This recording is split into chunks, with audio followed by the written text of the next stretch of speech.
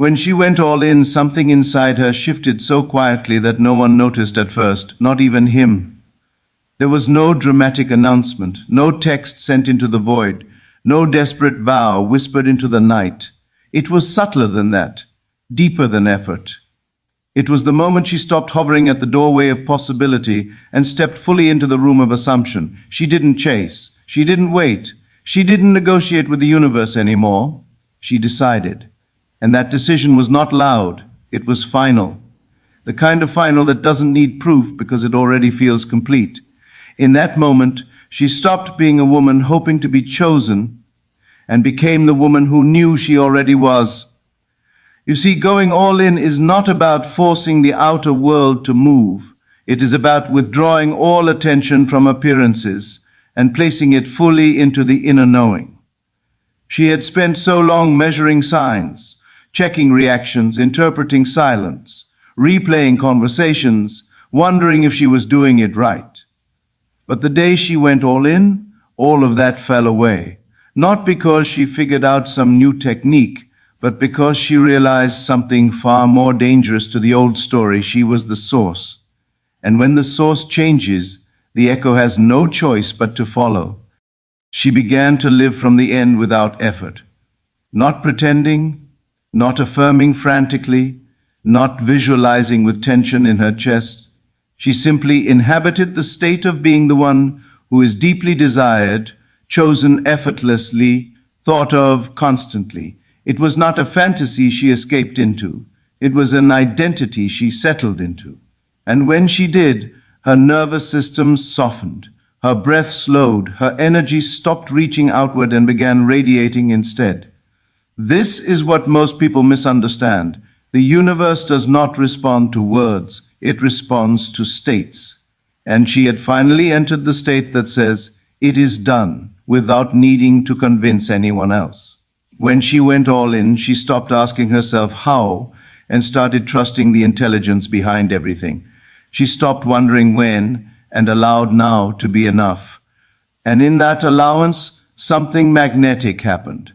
Her thoughts about him changed, not in content, but in position. He was no longer on a pedestal. He was no longer the prize at the end of effort.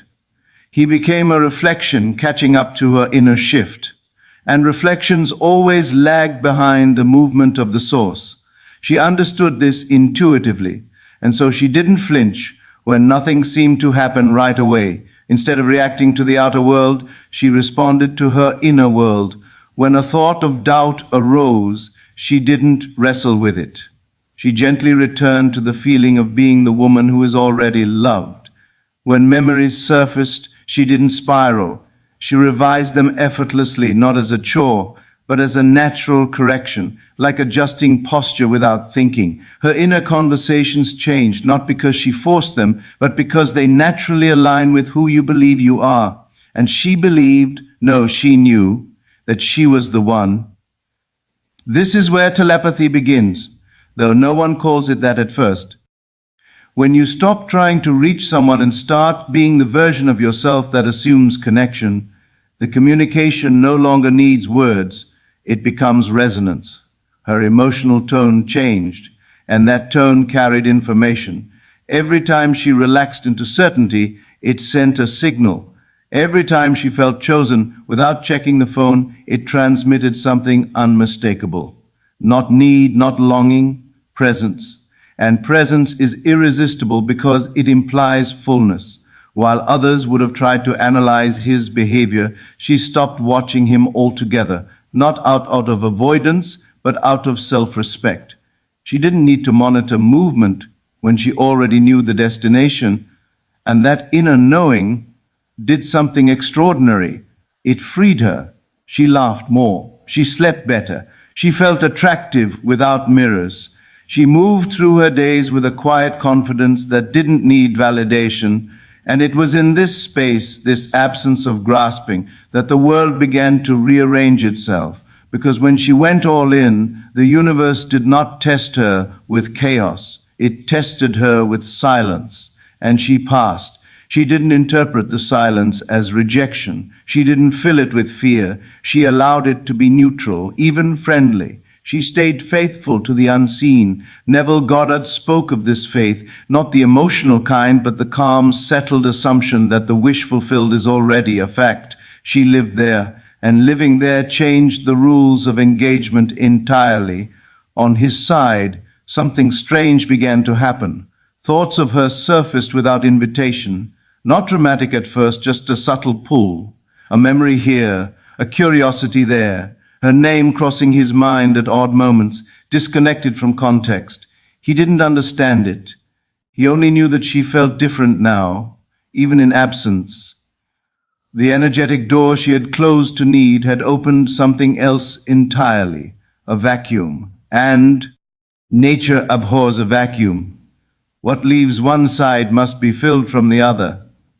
He began to feel her presence without contact.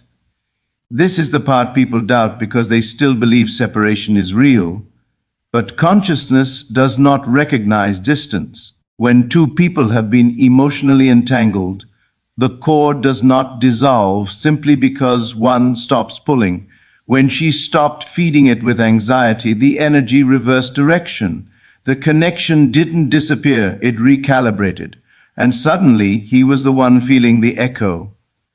She wasn't trying to get into his head. That's the paradox. The moment she stopped trying to influence him was the moment her influence became unavoidable, because she was no longer operating from lack. She was operating from identity. And identity is the loudest message you can ever send without speaking. As days passed, her inner world became so stable that even old triggers lost their charge. Songs that once made her ache now felt nostalgic, even sweet. Places that reminded her of him no longer collapsed her posture. She walked through memories like a woman who had already won, and that internal victory began to express itself externally in ways she didn't micromanage. Compliments came easily. Opportunities opened. Life reflected back her wholeness, and she accepted it without surprise. And still, she didn't look for him. That was the key. She wasn't avoiding, she was anchored. And an anchored woman does not scan the horizon for proof. She knows the tide is already turning. She had gone all in on herself, and that was the moment the dynamic flipped completely. Then it happened. Not as a dramatic rescue, not as a grand confession, but as something inevitable. He reached out, not because she pulled, but because he felt pulled. The message wasn't rehearsed, it wasn't strategic. It came from that place inside him that could no longer ignore the absent. See, that now felt louder than any presence before. And when it arrived, she wasn't shocked. She wasn't overwhelmed. She smiled softly, like someone watching a scene they already knew would unfold. Because when she went all in, she didn't just manifest a message or a moment. She shifted the entire story. She became the cause instead of the effect. And once that happens, everything and everyone must respond. She read the message without the rush that once would have flooded her body. Her hands didn't shake. Her heart didn't leap out of her chest. That old urgency was gone, not because she cared less, but because she was no longer empty. And that difference changed everything. She didn't reply immediately, not as a tactic, not as a rule, but because there was no internal pressure demanding movement. She responded when it felt natural, grounded, calm, and that calm carried more power than any perfectly crafted reply ever could. He felt it instantly, the tone, the steadiness, the absence of emotional hunger. It unsettled him in the most compelling way because it mirrored something he hadn't examined in himself yet. For the first time, he wasn't responding to her energy, he was meeting it, and that meeting created awareness. He began to sense that she was no longer orbiting him. She had become her own center, and nothing awakens desire faster than realizing someone no longer needs you to exist. When she went all in, she unknowingly stepped into the role Neville spoke of so often, the operant power, not manipulating, not pleading with fate, but assuming the throne of consciousness. She had stopped reacting to the 3D world and started authoring it from within. And once that happens, you don't chase outcomes. You allow confirmations. Her confidence wasn't sharp or performative. It was quiet and immovable, the kind that makes others lean in to feel it as conversations unfolded. She noticed something curious. He was opening up, not with rehearsed charm, but with sincerity. He asked questions he never asked before. He lingered in exchanges instead of rushing away. He remembered small details. He circled back. This wasn't because she changed him, it was because she changed herself, and he had no choice but to meet the new version standing before him. The law does not adjust to preference, it reflects assumption. She didn't overanalyze the shift. That was another sign of how fully she had gone all in. She enjoyed what was unfolding without gripping it. She stayed rooted in the feeling of being chosen rather than watching to see if she would be.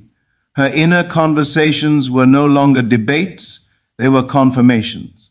When thoughts arose, they spoke from fulfillment, not hope. And those inner dialogues were not idle, they were instructions being broadcast silently. Telepathy, in its truest sense, is not about sending thoughts. It is about being a state so clearly that the other person receives it as their own impulse. She wasn't projecting words into his mind. She was living as the woman who is desired, and desire arose in him as if it were spontaneous. He didn't feel controlled. He felt compelled. And there is a vast difference. Moments came when the old story tried to reassert itself. A delayed reply, a cancelled plan, a flicker of uncertainty. But she no longer collapsed inward when these moments appeared. She didn't scramble to fix or interpret. She remained loyal to the end. She remembered that reactions are invitations back into the old state, and she declined them gently. Each time she stayed steady, the new reality stabilized further. This is what going all in truly means. It is not emotional intensity, it is allegiance. Allegiance to the version of yourself who already has what she desires. And allegiance requires discipline, not force. Consistency. She was consistent in how she saw herself. She was consistent in how she spoke internally. She was consistent in choosing peace over panic. And that consistency rewired the dynamic completely. He began to feel something he couldn't name, a sense that losing her would be a loss of alignment, not just companionship. Her absence now carried weight because it was no longer filled with longing. It was filled with self-sufficiency, and self-sufficiency is magnetic because it suggests abundance. He felt drawn not to reclaim but to participate, to step into her world rather than pull her back into his, and she allowed that. She didn't resist, she didn't test, she didn't inflate her worth through games. She simply allowed him to show up in alignment with who she had already decided she was. And as he did, she didn't pedestal the behavior. She received it as natural, normal, expected. That reception reinforced the loop. What you normalize persists. As time moved forward, the relationship dynamic began to reorganize itself without discussion. Power struggles dissolved. Communication softened. There was space, there was ease. Not because they worked on it, but because the foundation had shifted internally. She had gone all in on herself first, and everything else followed suit. She understood now that manifestation is not about effort, it is about embodiment. The universe does not respond to what you want, it responds to who you are being. And when she became the woman who is loved without question, the question disappeared from the relationship altogether. And still, she didn't rush to define anything. She didn't seek guarantees. She didn't ask for promises to soothe insecurity. She trusted the law. She trusted the unfolding. She trusted herself. That trust was the final seal. It told reality, I am no longer waiting. And reality responded accordingly. He stepped forward more boldly now, initiating, planning, claiming space beside her. Not out of fear of loss, but out of recognition. He saw her clearly, not as someone to be convinced, but as someone to choose. And that choice felt good to him because it was his. The law never violates free will, it reveals it. When she went all in, she didn't trap him, she freed them both. She freed herself from waiting, and she freed him from ambiguity. And in that freedom, connection found its natural form. The most powerful part of her story is not what he did after she went all in. It is what she stopped doing. She stopped doubting herself. She stopped outsourcing her worth. She stopped asking the world for permission to feel secure. And that inner cessation created external movement that looked like magic to anyone still watching from the outside. But she knew better. She knew that this was law, quiet, precise, unemotional, always fair. And now, finally, working in her favor because she had decided to work with it instead of against it. The shift was permanent because it was internal. Even if tomorrow looked different, she would still be whole. And that wholeness was the true manifestation. Everything else was just the echo catching up. She had gone all in, and the world, including him, had no option but to respond. What she didn't realize at first was that going all in had also altered her perception of time. Waiting dissolved. Anticipation softened. She was no longer living toward a future moment where something would finally validate her. She was living from a present state that felt complete on its own. And that completeness created a strange effect. Everything she once obsessed over began moving faster the moment she stopped measuring it. Time bends around certainty. When the mind is settled in fulfillment, the bridge of events no longer drags, it arranges itself efficacy. He began to mirror her emotional posture without knowing why. Where he once hesitated, he now leaned forward. Where he once kept options open, he now closed loops. Not because she demanded clarity, but because her energy no longer tolerated ambiguity. She didn't argue against uncertainty, she simply stopped resonating with it. And anything you stop resonating with fades, not through effort, but through irrelevance.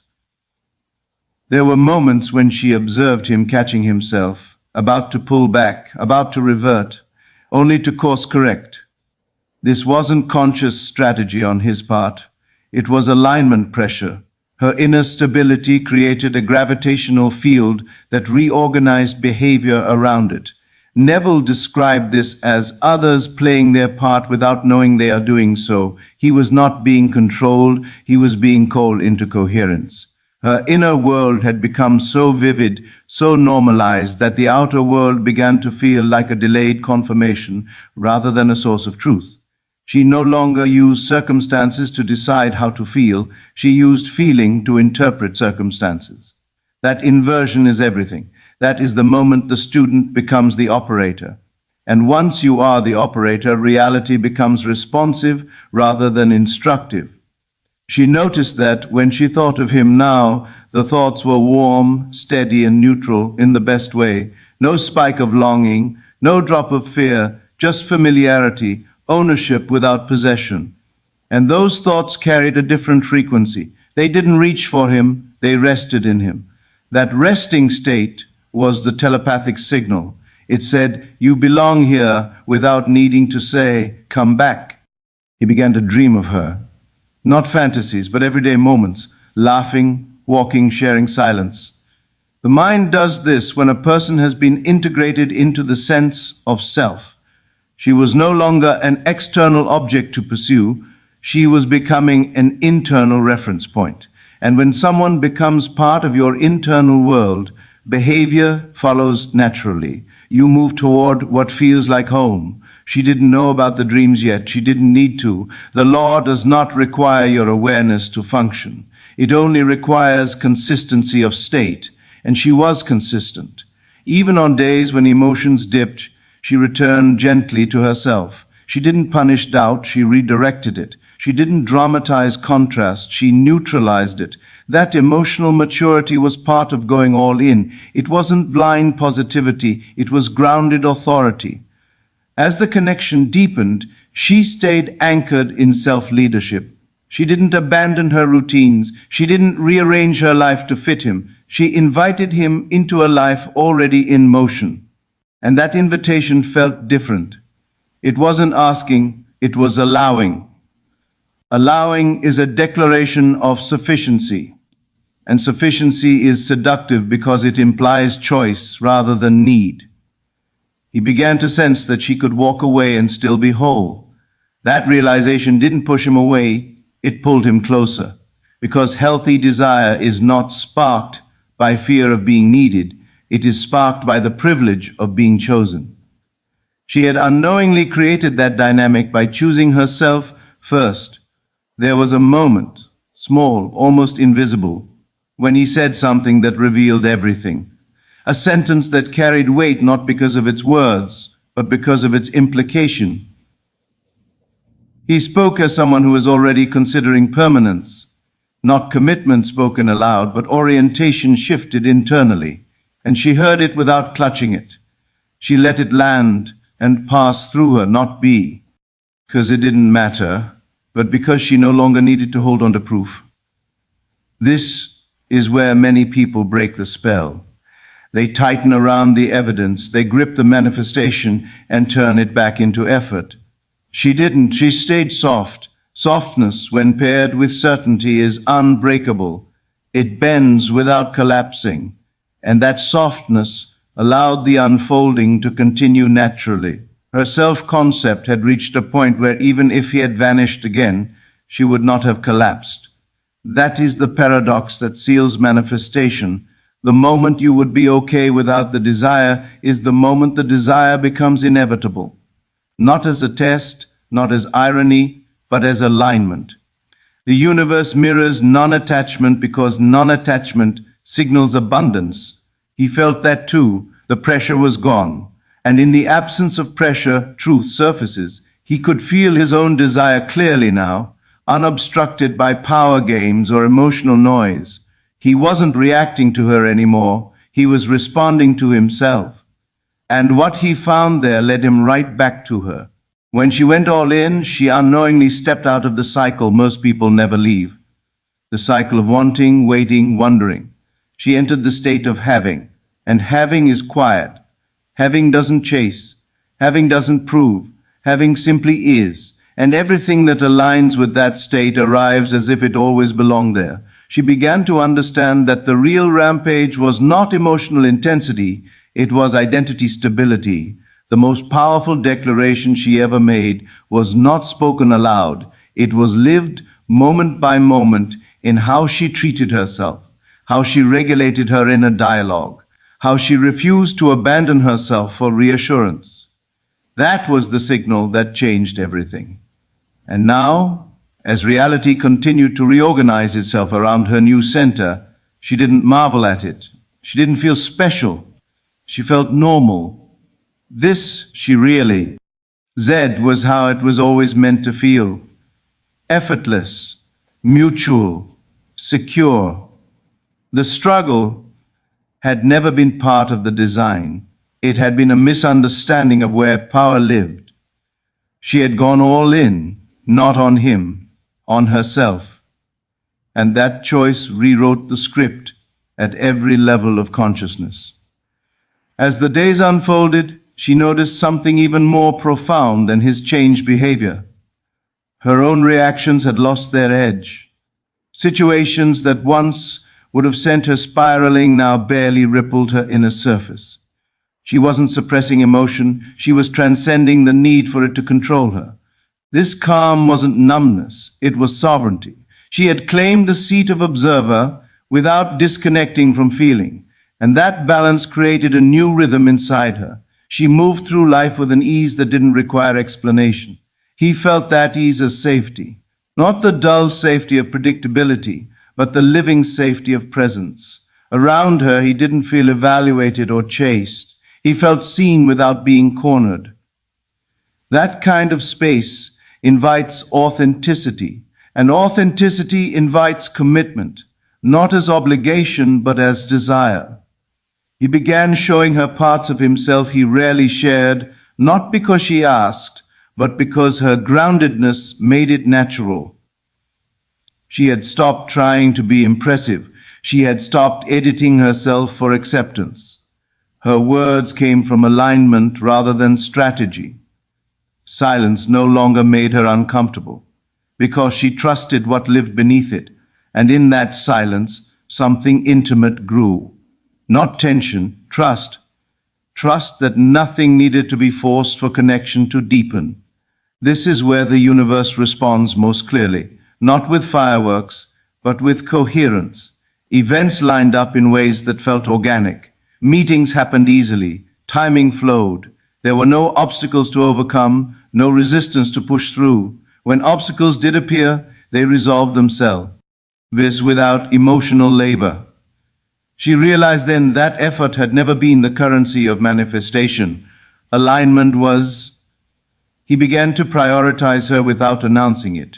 His choices shifted subtly but consistently. He made room. He adjusted schedules. He included her naturally in his world, and she received all of it with the same steady presence she had cultivated within. She didn't over-celebrate. She didn't downplay. She simply accepted. Acceptance is the behavior of someone who believes they belong.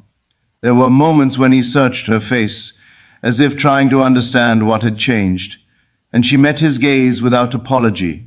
She wasn't hiding anything. She wasn't guarding herself. She was simply no longer fragmented. The parts of her that once looked outward for completion had come home. And wholeness, when embodied, is unmistakable. She understood now that going all in did not mean risking everything on an outcome. It meant withdrawing energy from uncertainty and investing it fully into self-trust. That investment paid dividends not just in love, but in every area of her life.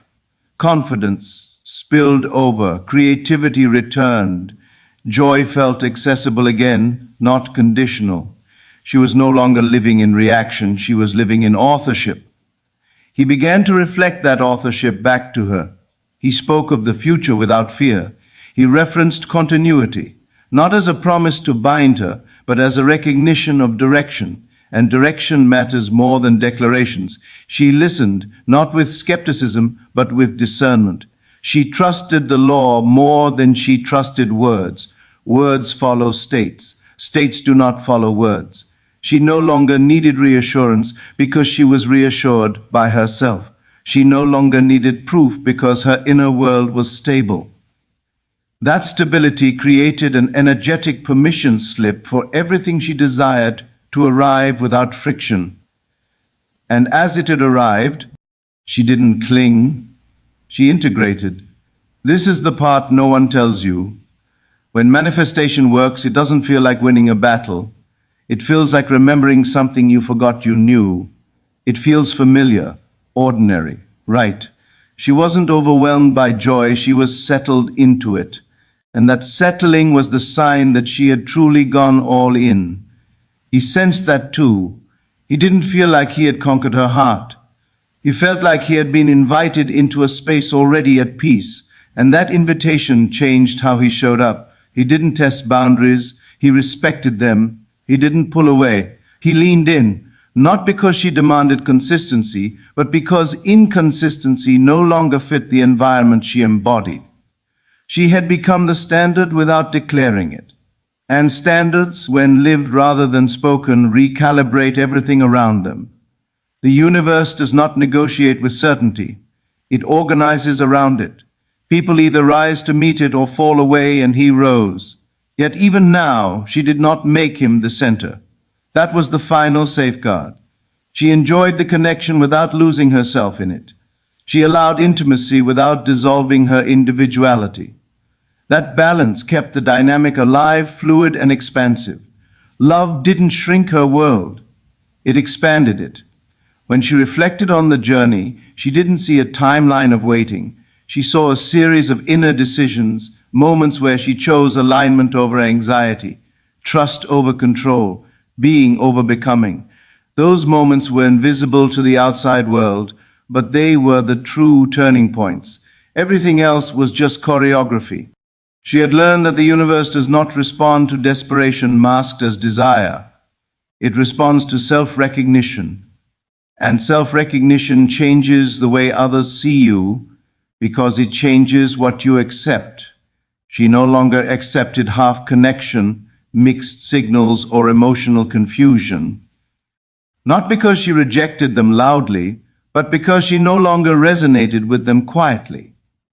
And so the story continued, not as a dramatic climax, but as a steady unfolding, a life lived from the inside out, a connection rooted in mutual presence, a manifestation that didn't need defending because it wasn't fragile. She went all in, and that decision continued to ripple outward, shaping experiences she didn't even anticipate yet. Because when you choose yourself at the level of identity, reality has no endpoint. It keeps responding, it keeps aligning, it keeps confirming, and she stayed ready, not by waiting, but by being,